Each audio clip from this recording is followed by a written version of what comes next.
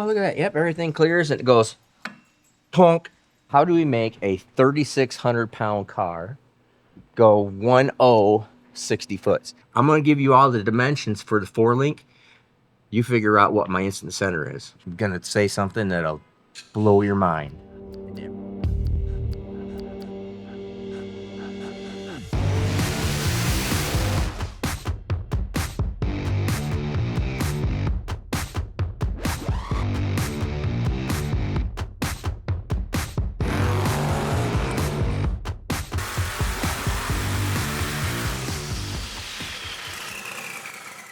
Alrighty, something you guys might not see all the time, and we see this often, too often, as engine builders. We're doing clearancing or rolling stuff over, and you go, oh, look at that. Yep, everything clears, and it goes, plunk. No turny. Oop, guess I pushed that too hard. Giving you the example of it getting stuck on the piston. What it actually is doing right there, there we go, is sometimes, and especially in large cubic inch engines, we're trying to have a really good piston pin height. So because if we make the piston pin height and the connecting rod too long, it makes this really short piston pin height. And when that short piston pin height gets up there, what it does is we no longer have a really strong piston, and they will tend to break the piston up here or break that ringland right there. You could go back to a lot of the SMX videos of us as we continue to turn the power up on it. What happens is had a redesign where we put a slightly shorter connecting rod. Now this is not a SMX. This is just a big block Chevy, okay? Not a SMX. But for example, we had to move the piston pin down so we could make this whole ring pack area stronger for big cubic inch, big cubic inch and or really big horsepower. So this is a 4.5-inch stroke crank with a what rod is this? 6.535? I think it's 6.535 long connecting rod. Yep.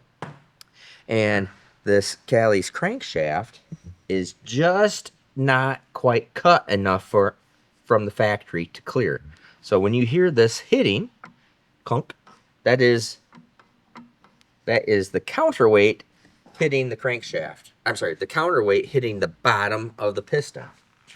So when that counterweight comes around here, boop, it hits the bottom of this piston because we've moved that piston pin down. Now, people would say, well, you run your longer rod. You want to run a longer rod as possible. No, you don't. Because if we run too long a rod in this, it makes piston too weak and piston breaks. Piston breaks, no matter how freaking long your rod is, it ain't working. Okay? So we have to keep that. We're trying to make this piston really strong. So we've shortened up the connecting rod just a little bit.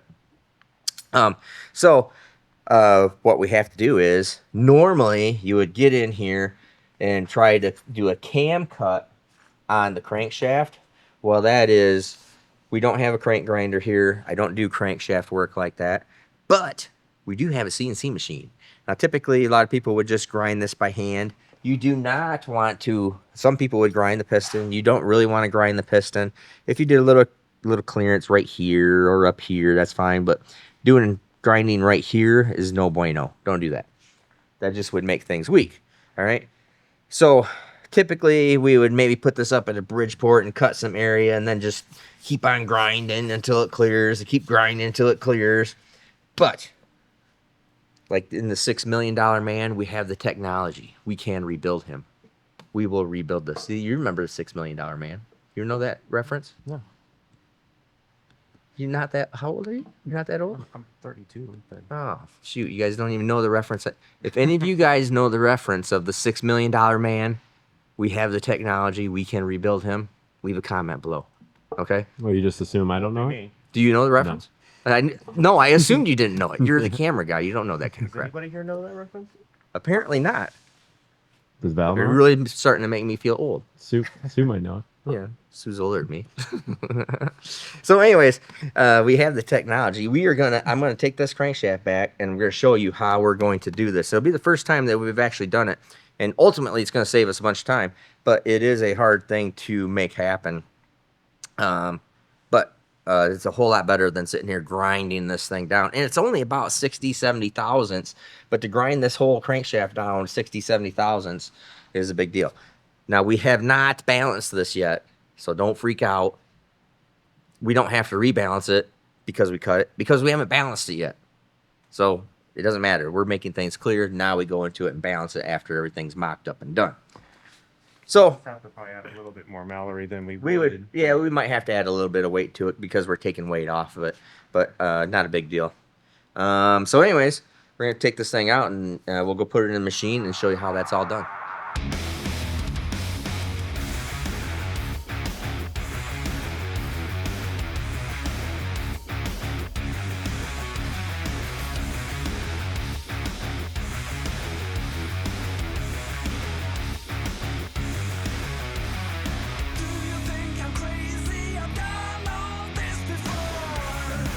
All right, so you've seen we're starting to took down the old hoist or old two-post lift that we had there for new Challenger stuff.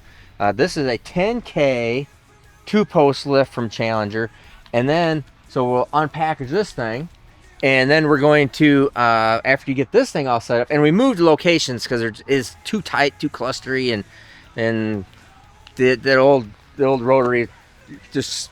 Anyways, it's just an old rotary. So I'm pretty excited to be getting this thing put up so we can put it in a better spot so we have better access to the car. Gonna move that whole shop fab area over, I think. It looks, you know, we are. And then we have a 4-post lift that on casters too, right? Yeah, it'll have casters, but the casters don't stay on. Yeah, you can't have the cars on it when the casters on it because the old wagon there takes up a lot of room. So, and like I said earlier, we're stacked up on wagons. So that way we'll be able to always work on the wagon, which I'd like to do because then you could have it loaded, the suspension loaded on a 4-post lift, and you can work on the car in a loaded position. So shocks, figure out bar angles, and really measure and look at stuff differently than when it's unloaded and all the suspension's hanging. So it's much different doing it that way, and I can store another car up underneath it, and it just makes things a lot nicer. So that's pretty exciting. So we're gonna start unpackaging this thing, and it packaged up good. I'll give them credit for that. Yeah, they're packaged up pretty tight. Yeah, they're packaged up pretty tight, and yeah. So get this thing unpackaged, and then we'll start pulling it inside, right? Yes, sir. All right, and he's gonna put it up. Actually, I think that will be in the shade once I'm on the other side. Yeah. That would have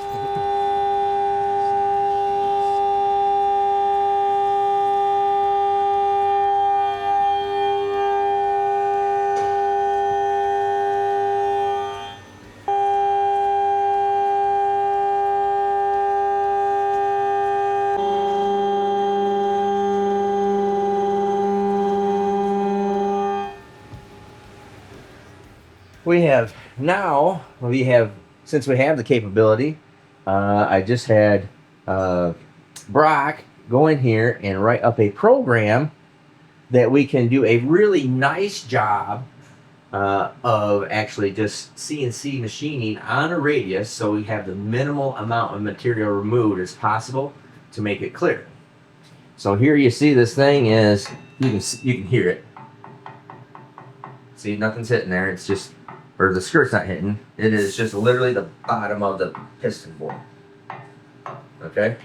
And now,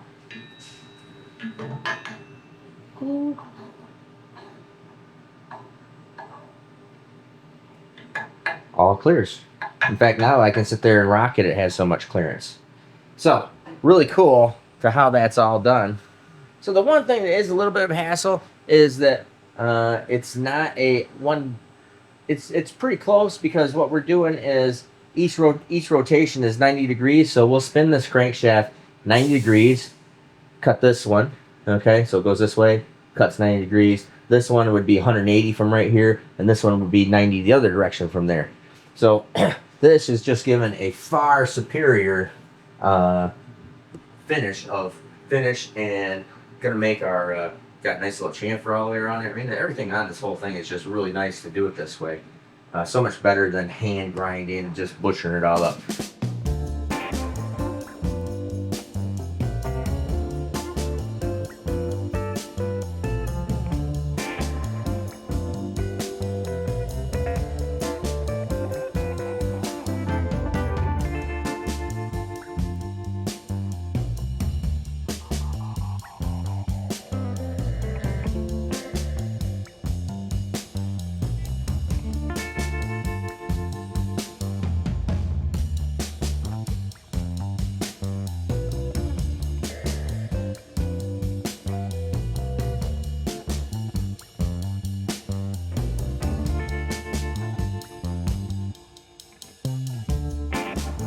So this is pretty cool.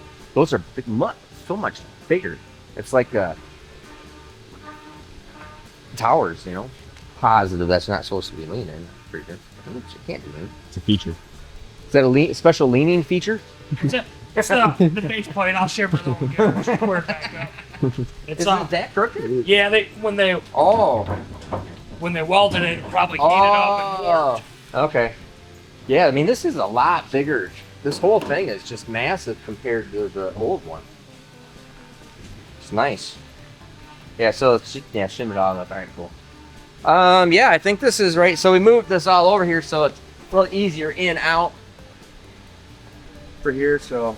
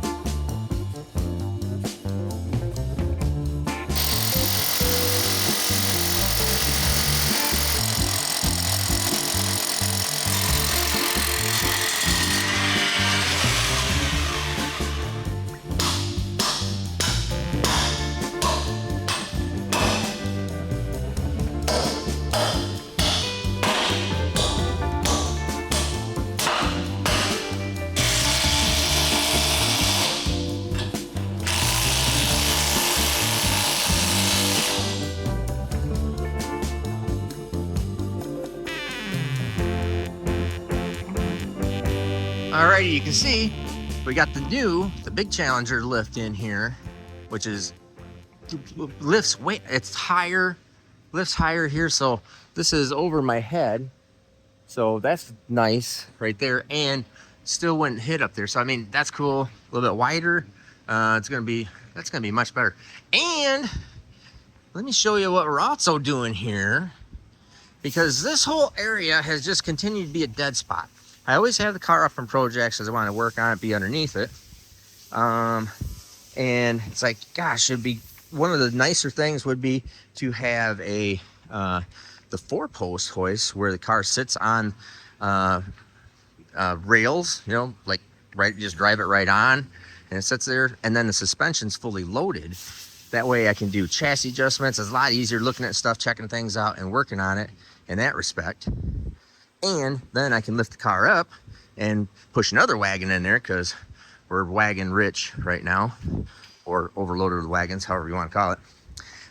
So here comes the Challenger 4-post lift. So I'm pumped up about that, because that's going to free up floor space and allow me to work on the car, do suspension stuff, work on any car, set up suspension stuff, and go through that way. Dewey's out here managing stuff. So let me show you one thing here too while I was talking about it, because I have the valve covers off here. So we're out testing, went the fastest it's ever gone.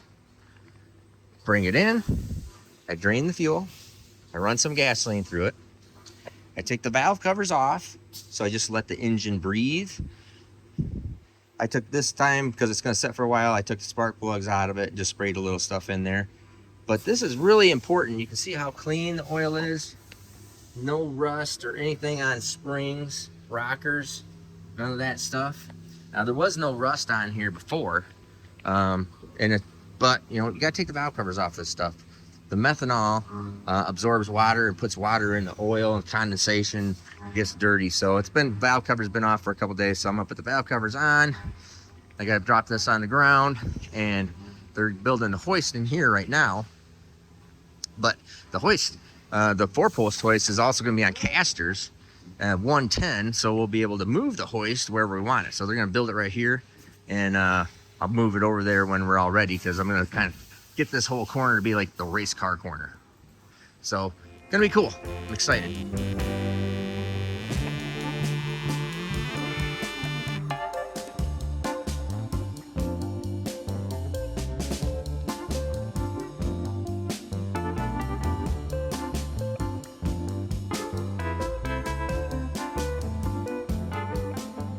All right, got the casters on now too. That's cool. Oh, and the super cool jack deal. So that thing slides. 2 jack deals. They're pretty high. Interesting. So get in here.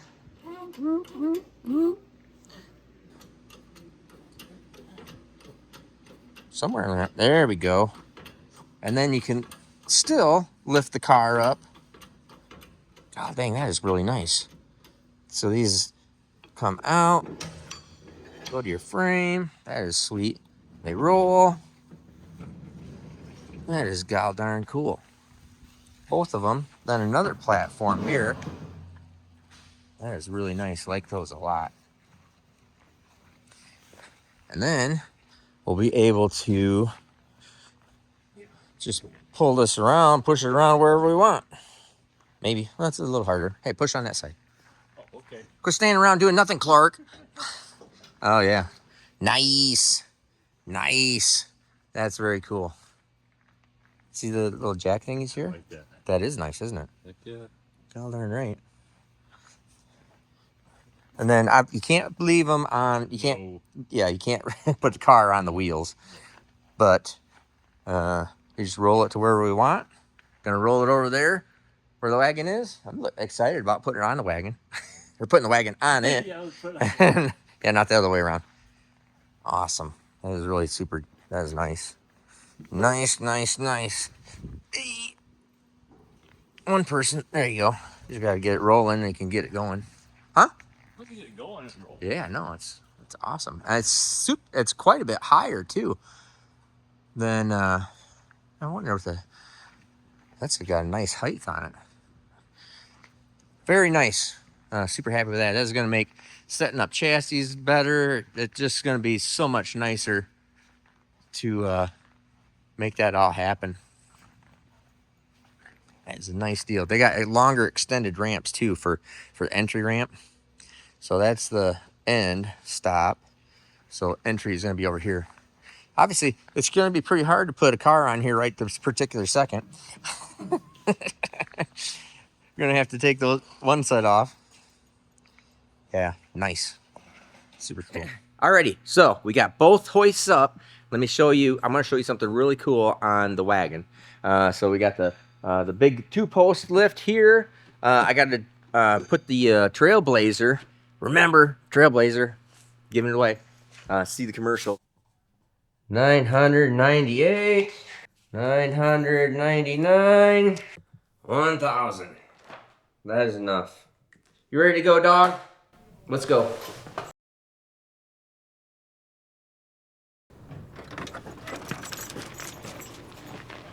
All right.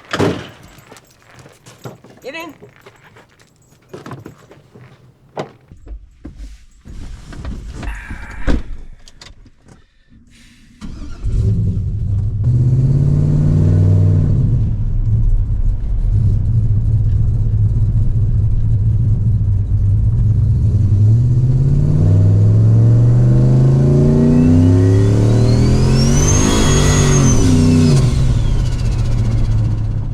Call wife. Hey babe, I'm on the way home. Do you need me to stop and get anything? I sure do. Grab some milk. Okay. Be right there. Okay, love you. Love you too. Bye.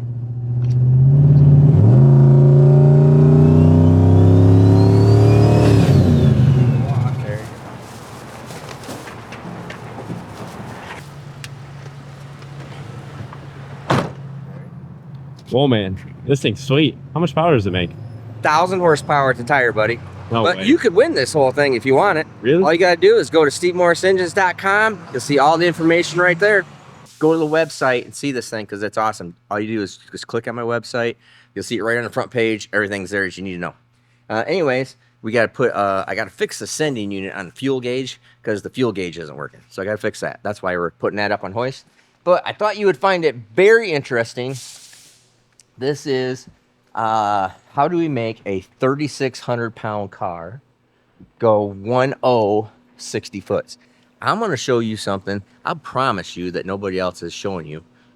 I'm going to measure up and show you all the critical dimensions because we can now put it on a hoist and like this on a 4-post hoist, where it's so much easier to actually get dimensions, because this is now, the entire car is now sitting exactly as it would be sitting without me in it, but me being in the car isn't important for this particular operation. This is exactly sitting like it would be on a starting line. Okay, that is critical. How do you make cars go that 60 foot? It's not power. Power is important, but it's chassis. Chassis makes 60 foot. Chassis actually makes 330 foot also. But I'm going to show you some real critical dimensions on a car that you're not going to see point blank pretty much anywhere else. All right, so what we have here is the car is sitting perfectly flat. I had to put these little spacers in here so the tires work perfectly flat. Tires are at proper pressure. Everything's correct. All right. Now, I'm going to give you the dimensions to figure out your instant center and where that instant center point is. So in a 4-bar setup like this, I'm going to go through it real quick because I'm not a chassis guy. I'm just going to show you some stuff on my car.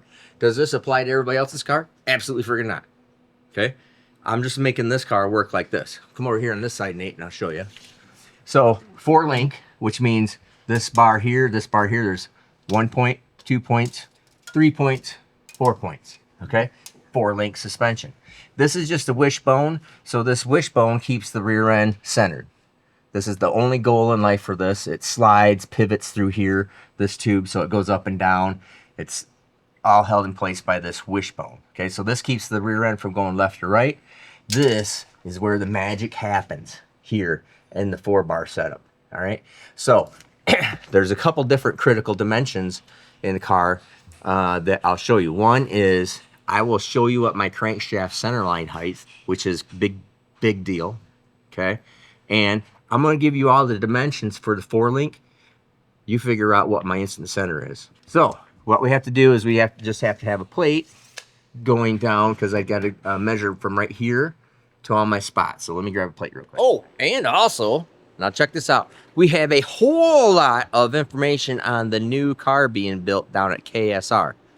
Just see this one little clip right up here. All right, if you want to go check out just part of it. But it is going to be bad. It is going to be nicer. It will be nicer than this car. Drag radial. Drag and drive. Same power plant, and I'm sending these turbos down to Kevin right now for him to do the hot side, cold side. These are the Bullseye Performance 104s. 104 millimeters of glory right here. These are the same turbo as right there on the wagon. With the 3-stage compressor wheel. Super cool. 1, 2, let's see, 1, 2, 3 stages of compression through there. So these are the 104s that are working exactly on this, because remember, I bought back Cletus's SMX, bought that back from him, and that is going in the Camaro, just in case you didn't know. So these are super cool. Sending these down there because he's going to be working on that, and we're getting pretty close. A grand scheme in life, Lord willing, we'll be able to get that thing to a sick week this January, February. Stay tuned for that. All right, so I'm going to give these to my wife or have her ship them out. So it is going to be, so let's figure it out. Exact same power plant, exact same power, 1,000 pounds lighter. I'll get these in there. Let's go back over here and start measuring up. And I'll show you exactly what's going on and how we make this car work. Pretty fascinating. All right, so I'm gonna give you the 4 points that you need to do. It actually 1, 2, 3, 4. Yeah, it's the 4 points to figure out your instant center of your car.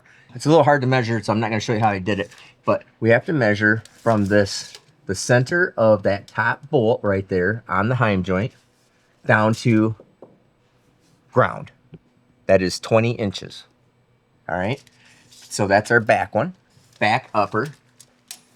You'll also be able to figure out your spread off of all this. Then our right there, the center of that bolt is 8.5 inches. So our bottom point is 8.5 inches. The upper point on the housing is 20 inches. All right, which gives us an 11.5 inch spread, right? 20 inches, 8.5 inches, 11.5 inches. Yep, 11.5 inch spread. Okay, now we need to measure the front pickup point. We'll measure from this center of this bolt right here, and then the center of that bolt right there, all to the ground, and that gives you the specific everything you need to know right there on where that triangulates out to the instant center. So where those bars, well, let's measure it, and I'll give you the points here, because I'm not going to figure it out. I'm going to let you guys figure it out and tell me where you think it is. There are math programs that do it, and they're all pretty goddamn interesting, and they're free programs, okay? So right to there, we are 8 1/4, because I'm going to the bottom of the plate. 8 1/4 on the bottom one, and then my upper one is 16 1/2. Yep, 16 1/2. So 16 1/2, 8 1/4, 8 1/2, 20. All right, that will help you to determine. That will give you all dimensions you need in order to figure out the instant center. All right, and what that instant center is where the two bars as they run on an angle to each other, where they meet. Okay, so they're like this, beep, where they meet in the center, and that center is how far out and then how far up it is in the air. Critical. Change those bars, car does not work, or at best, car works totally different. Okay, now another little key component to this deal that people would find interesting is the other key component that people would really find interesting is crankshaft centerline, where the engine is, centerline of the engine to the ground.